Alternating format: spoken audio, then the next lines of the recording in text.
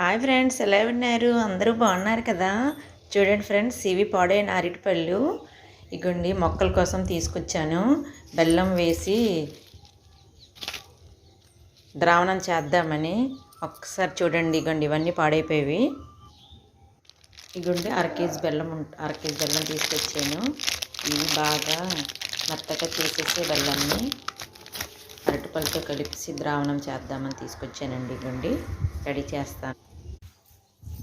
ఇగోండి తొక్కలు తీసి అవి పక్కన పెట్టుకున్నానండి. పక్కన పెట్టుకొని ఒక్కొక్కటి అలా తీసుకొని చేస్తున్నానండి. ఇగోండి బెల్లం అర కేజీ.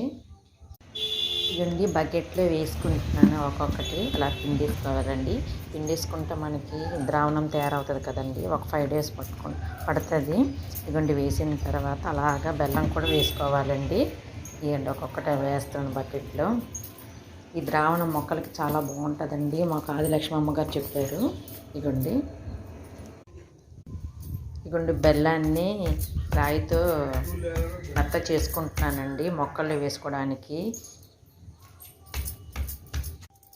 ఇగోండి ఈ కలిపిన మిశ్రమాన్ని ఒక 5 రోజులు మగ్గబెట్టేసి మొక్కల మొదలు వేస్తే మంచి పౌష్టికాహారం అవుతుందండి. మొక్కలకి ఇచ్చిన వేస్ట్ కదా, అరటిపల్లెలుగా పారేస్తాం. ఇగోండి ఇలాగే చేసుకోండి, మంచి ద్రావణం అవుతుంది మొక్కలకి.